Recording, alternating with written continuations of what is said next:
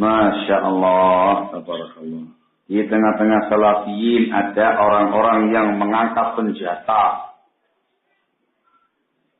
dengan melakukan teror kepada sesama ikhwah salafiyin. Apakah hal tersebut bisa dikategorikan dalam pemahaman khawarij?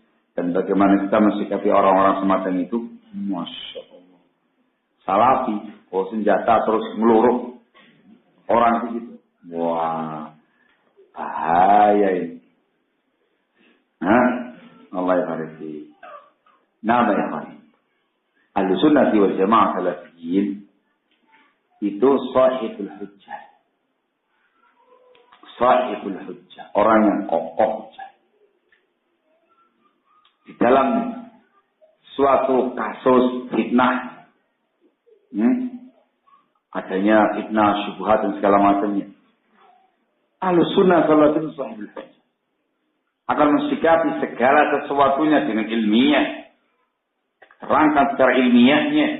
Nih ayatnya, nih hadisnya, nih keterangan para ulamanya, nih sikap kami dalam masalah secara ini.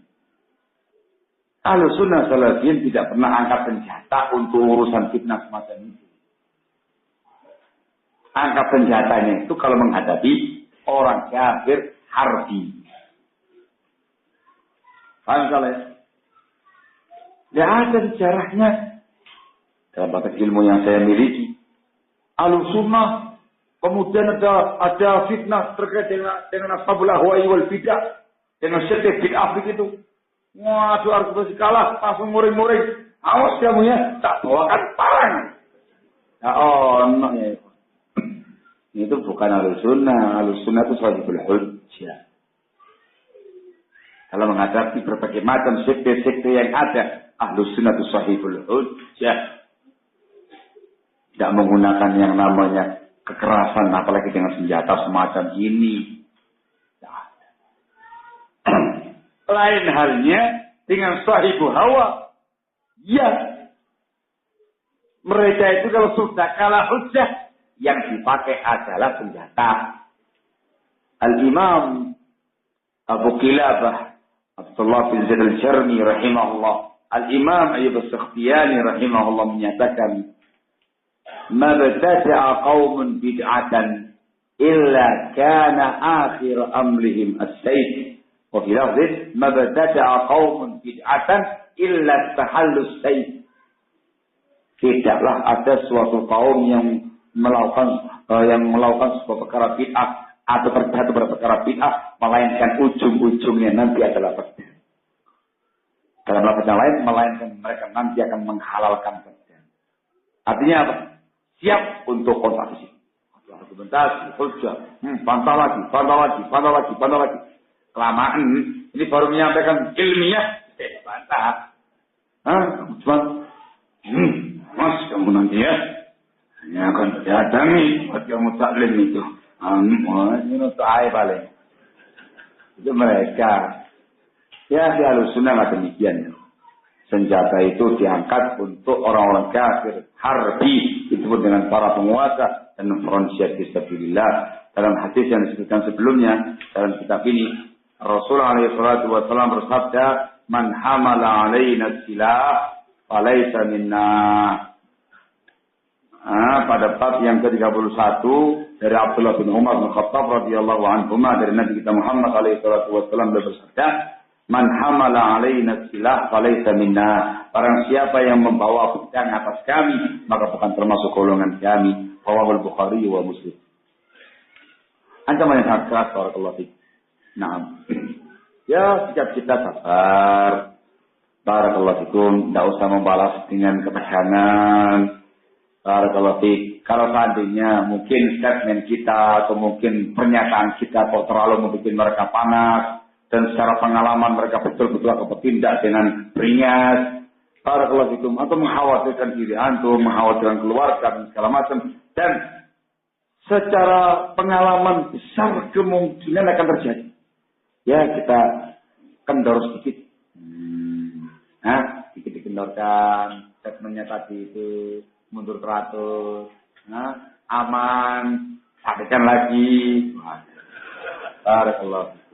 Atau terkait dengan negara kita, negara hukum, Kita punya penguasa yang menangani ini semuanya, para. Dalam sejarah Islam, siapa saja dari kalangan ashabul ahwa'i wal bidah yang angkat senjata. Satu, Khawarij, jelas. Yang lain, Syiah. Yang lain, yang lain, Sufiyah, Rafidiyah. Jangan kamu kira mereka itu cuma gini-gini doang. Itu lebih sadis daripada yang lain. Siapa yang mencuri Hajar Aswad kalau bukan dari kalangan mereka Rafidiyah? Siapa yang melaksanakan pembantaian besar-besaran di pelataran Ka'bah kalau bukan mereka pada masa itu? Siapa yang sampai pada tingkat mengagalkan haji bertahun-tahun lamanya pada masa itu kalau bukan mereka? Sufiyah Rafidiyah. Luar biasa, kamu akan tercengang-cengang ketika membaca sejarah Haramul Makki. Tercengang-cengang, ternyata dulu sangar ya. Kita sekarang berangkat lagi, aman-aman saja. Paling pol hilang. Kalau gitu. Dulu luar biasa ya, ancamannya luar biasa dari kalangan mereka, terutama dari kalangan Sufiyah, Rafidiyah, Qaramithah, Ismailiyah. Mereka yang mencuri Hajar Aswad, mereka pula yang meremukkan Hajar Aswad, dan mereka pula yang mengadakan pembantaian besar-besaran ketika banyak muslimin sedang tawaf di pelataran Ka'bah. Yang terbunuh di kalangan para ulama dan para masyayikh, maka itu sangat banyak.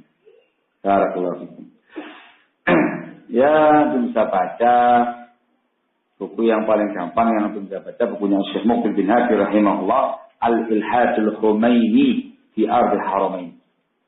Belum menukilkan dari sebuah kitab yang besar, Al-Aqdud Tamin, tentang sejarahnya negeri Haram Makkah, bawakan sejarah tahun sekian. Itu semua dari kalangan Syiah, Koncone, Sufiyah, Rafidiyah. Yang lainnya lagi di zaman Imam Ahmad bin Hanbal rahimahullah Al-Quran. Yang lainnya lagi dari kalangan Qutbiyah, Sururiyah.